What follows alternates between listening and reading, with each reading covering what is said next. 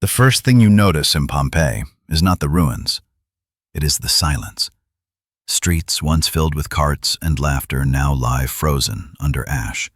Columns stand like broken teeth. Plazas echo like hollow shells of a vanished world. And above all of it, looming still, is the mountain. Mount Vesuvius. A perfect cone, dark against the sky. In the ancient world, it was not seen as a monster, but as a neighbor, a shadow on the horizon that marked the seasons, that gave fertile soil, that promised harvest. They built their lives under it, never knowing it would be their doom. It is this paradox that makes Pompeii feel uncanny. How could a city so alive, with taverns, theaters, even fast food counters carved in stone, be erased in a single day? How could thousands be trapped in their final gestures, as if time itself had stopped? The bodies are not just corpses. They are sculptures of fear. Some are curled in corners with hands over faces. Others stretch outward with mouths open as if screaming at us across the centuries. Children cling to parents. Soldiers fall with swords still in their grasp. The eruption did not just kill them, it immortalized their agony. But here is the unsettling part. Pompeii is not the strangest story. The real mystery lies just a few miles away. In Herculaneum, closer to the volcano, almost no bodies were found at first. Where did they go? Did they escape? Or did the mountain take them in a way too terrible to imagine? To answer that, we must return to the beginning, the day the mountain woke up. It started around midday, August 24th, AD 79. According to Pliny the Younger, who watched from across the bay, flames and black smoke ripped into the sky. The ash cloud rose higher and higher until it looked like a pine tree branching out in the heavens. Daylight vanished. The sun turned into a dim eclipse, and in Pompeii it began to rain stones. Not lava, not rivers of fire, but pumice. White at first, then gray, falling in a deadly storm. The first hours were almost surreal. Buildings stood unharmed, streets were still intact. People thought they could wait it out. Some fled, but many stayed, sealing doors, covering heads, praying for morning. They did not know they had already made their choice. As the hours passed, the weight grew unbearable. Roofs began to collapse, piles of pumice blocked doors. What had seemed like shelter became a trap. Families suffocated in sealed rooms, streets filled with debris. Pompeii was not destroyed in an instant, it was buried alive slowly under 18 hours of ashfall. Meanwhile, Herculaneum faced something else, the first pyroclastic surge. A current of gas and fire hotter than 500 degrees Celsius, moving faster than a hurricane. It reached first. In Pompeii, the ash entombed people whole. In Herculaneum, the fire erased them. And yet the paradox deepens. Archaeologists later uncovered hundreds of skeletons in those boat chambers, many with foreign origins, slaves dragged from distant lands. Some wore iron rings on their ankles. Mothers still clutched children. They didn't suffocate. They didn't flee. They were flash-frozen in a storm of fire. So why does Pompeii haunt us more? Perhaps because the bodies remain, because we can see their last breath carved in plaster, feel their terror made permanent. Herculaneum hides its horror in absence. Pompeii shouts, Herculaneum whispers. Both tell us that life beneath the volcano was a gamble, and on that day, everyone lost. But there is still one more question. If Pompeii was destroyed slowly and Herculaneum instantly, how could two cities share the same eruption and yet die in opposite ways? The answer lies in the layers of ash, each stratum a page of the volcano's diary. And when you read it carefully, it does not tell one story. It tells two. The story of Pompeii does not end with ash. For centuries the city slept, sealed underground, until thieves woke it before scholars did. Tomb raiders tunneled into forgotten villas, chiseling frescoes from walls, smuggling statues to the black market. They were not searching for history, they were searching for treasure. But in 2017, an accidental discovery by police changed everything. Behind one broken wall, archaeologists stepped into a place untouched since the day of the eruption, a suburban villa unlike any ever seen. At first, the site looked familiar: lavish courtyards, mosaics, storerooms filled with amphorae. Pompeii's wealthy had always flaunted their power in stone and marble. But deeper inside, the villa revealed secrets that money could not disguise. Archaeologists uncovered a room stripped of luxury. No painted walls, no mosaic floors, just hard-packed earth and 3 wooden beds preserved as plaster casts. They were small, crude, even uncomfortable. This was not a chamber of masters, it was the room of slaves. For the first time, Pompeii gave voice to the invisible. The ones who cooked meals, guided chariots, tended horses, raised children not their own. One bed was shorter, built for a child. Was this a family of enslaved people, living in the shadows of wealth, sleeping beside bridles and steering mechanisms from the villa's grand chariot?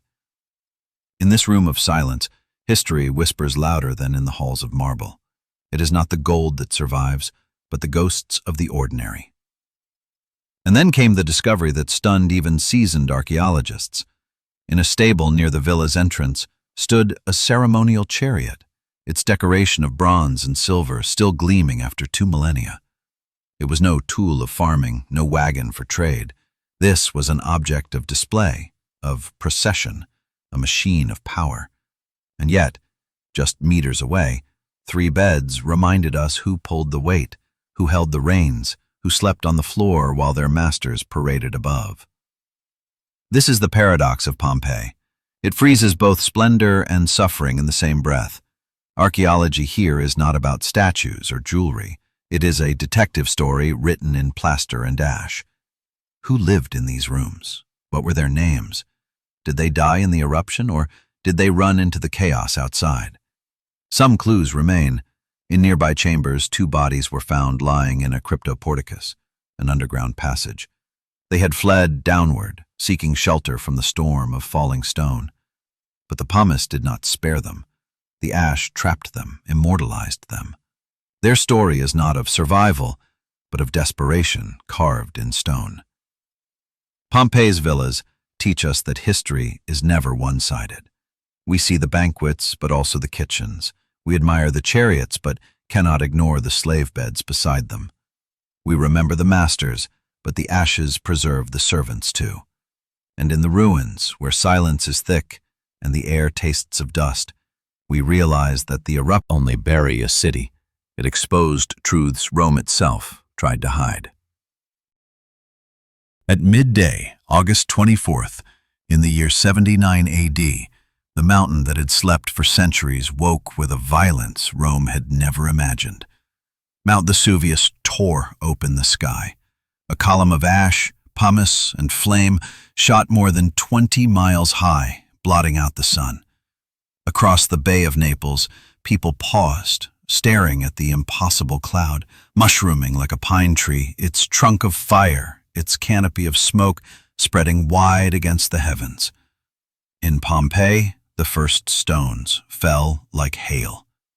At first they were light, almost harmless, bouncing from rooftops and clattering across courtyards. But hour by hour the rain thickened. White pumice showered from above, covering the streets like snow, rising ankle-deep, then knee-deep. People grabbed what they could carry, food, jewelry, children, and fled into the chaos. But the storm did not end.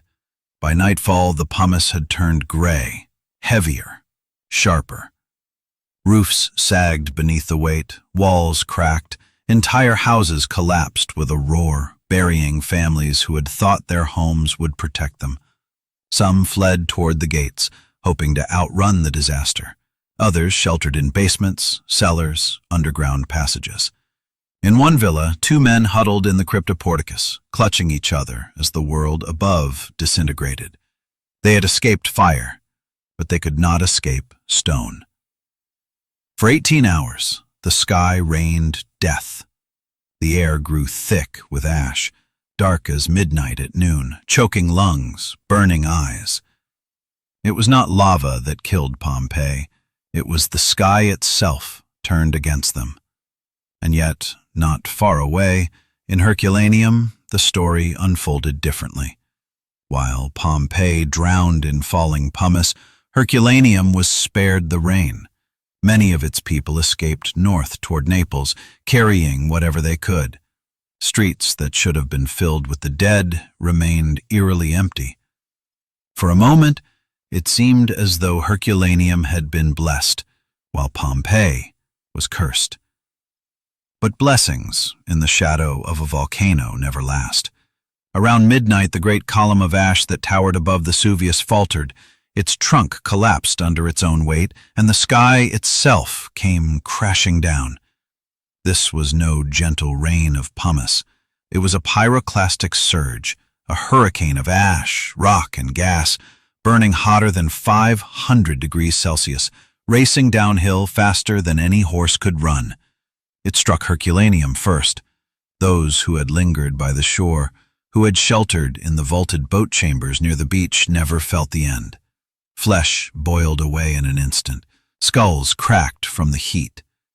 Hundreds died in a single breath, their bodies left as skeletons locked in eternal embrace. Pompeii, further from the mountain, did not feel the first surges. 18 hours of terror were caught in moments. Some died where they stood, their bodies twisted in the pugilistic pose of death, hands clenched, jaws locked by fire. Others collapsed mid-step, frozen forever in the act of escape.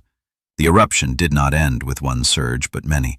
6 separate pyroclastic flows rolled down from Vesuvius, each one more devastating than the last. By the time the final wave covered Pompeii completely, the city was gone. Houses, temples, markets, all erased. Where there had been a bustling Roman town of 20,000 souls, there was only a gray desert of ash, silent and still. The difference between life and death was geography and chance. In Herculaneum, people died in an instant, their bodies consumed by fire. In Pompeii, death was slower. Suffocation beneath ash, collapse beneath stone, agony stretched across hours. 2 towns, 1 eruption, 2 different hells. And when the mountain finally grew quiet, when the ash cloud drifted away and the sun returned to a world forever changed, Pompeii and Herculaneum were no longer cities. They were tombs. For centuries, Pompeii has been the name whispered when people speak of Mount Vesuvius. The plaster casts of its citizens, men, women, children, frozen in agony, have haunted imaginations across the world. But Herculaneum, lying closer to the volcano, told a stranger story. When excavations began, archaeologists found almost no bodies. Streets were empty, houses abandoned. It seemed as if an entire city had simply walked away. That puzzle lingered for decades. Where were the people of Herculaneum? Had they escaped while Pompeii perished? The truth emerged only in the late 20th century, when excavators reached the ancient shoreline. There, hidden within arched stone chambers built to shelter boats, they uncovered a horror Pompeii never revealed. Inside the vaults lay hundreds of skeletons, families huddled together, mothers curled protectively around infants, men slumped with arms outstretched as if still reaching for the sea. The chambers were packed. In one vault alone, 40 skeletons lay tangled together, their final positions speaking more than words ever could. On the beach outside, dozens more collapsed mid-flight, their bodies turned toward the open water, the last hope of escape before the surge overtook them. Altogether, more than 300 victims were revealed, 10 times more than had ever been found inside the town itself. And the study of their bones told a deeper story. Through DNA analysis, archaeologists discovered that many of the women and children were local, born and raised in Campania. But many of the men came from far beyond, North Africa, the Middle East, even Central Europe. Their skeletons bore scars of hard labor, and some still carried shackles around their ankles. These were slaves brought from distant provinces, forced into Roman households and workshops, their lives ending not in freedom but in fire. But death came differently here than in Pompeii. In Pompeii, bodies were preserved whole, locked in plaster molds with flesh and bone still intact beneath the ash. At Herculaneum, only skeletons remain. The reason lay in the fury of the surge itself. Temperatures soared to 500 degrees Celsius, flesh vaporized instantly, brains boiled inside skulls, exploding against the stone walls. It was not suffocation that killed them, it was heat, violent, absolute, merciless. In the skeletons, the archaeologists read moments of humanity frozen in tragedy. 2 women clutching each other, and between their bodies, 2 tiny children. A young soldier with a sword still at his side, fallen with his face to the ground. A man whose ankle bore an iron ring, proof that his life had been one of bondage, ended not by cruelty of masters, but by cruelty of nature. These people did not die slowly. They did not struggle for breath. Death came in a fraction of a second, swifter than thought. Simple. Earthquakes were familiar to Romans. Tremors shook their homes often, and stone vaults near the water seemed like safe refuge. When the eruption began, many citizens fled north toward Naples, escaping the worst. But those who sought shelter in the boat chambers made a fatal choice. They had unknowingly chosen the path directly in front of the surge. What had protected them from earthquakes doomed them in the face of fire. The contrast with Pompeii could not be sharper. In Pompeii, thousands died, suffocated, crushed, buried beneath hours of falling ash. In Herculaneum, hundreds died in an instant, their bodies reduced to skeletons, their lives erased in a flash of unimaginable heat. 2 cities, 2 fates, 2 faces of the same disaster. And as archaeologists brushed away the ash, uncovering skulls still fractured by heat, skeletons still clinging together in their last embrace, the truth of Herculaneum whispered through the centuries. Death can be slow, or it can be mercifully swift, but it is always certain when the mountain decides to wait. When the mountain finally fell silent, the world it had destroyed lay buried, forgotten. Pompeii disappeared beneath meters of ash. Herculaneum sealed under hardened mud that had once been fire. For centuries, they existed only in rumor. Towns lost to the wrath of the gods, their names whispered by poets, their fate remembered only by the letters of Pliny the Younger. The land above turned green again. Vineyards grew. Shepherds led flocks across fields that hid the dead beneath their feet. Life returned. But the cities of the Bay of Naples had been erased.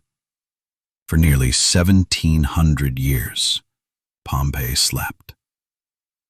Then, in the 18th century, curiosity awoke. A farmer digging a well struck marble. A king ordered excavations. What they unearthed stunned Europe. Streets still paved with ancient stones, homes with frescoes as vivid as if painted yesterday, amphitheaters, baths, bakeries, even loaves of bread turned to carbon yet still bearing the mark of a baker's hand.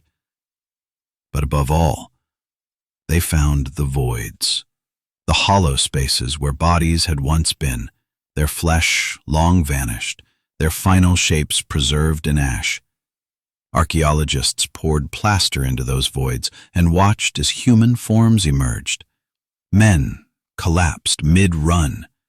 women shielding their children, dogs still chained at their posts. In an instant, the past was no longer distant. It was alive, terrifying, intimate. People could see for the first time not statues of heroes or emperors, but ordinary Romans in their last desperate moments. The plaster casts transformed Pompeii into more than ruins. It became a mirror, reflecting back the fragility of life. Herculaneum revealed its secrets later. Its preservation was stranger still. Unlike Pompeii's airy ash, Herculaneum was entombed in a torrent of volcanic mud that cooled into rock. Wooden beams, food, scrolls, even furniture survived, sealed in an oxygen-free tomb. Archaeologists uncovered entire libraries, blackened papyri still rolled tight, waiting for modern technology to coax out their words. It was as if a Roman neighborhood had been frozen in resin, every detail intact, waiting patiently for discovery. The impact of these rediscoveries spread across the world.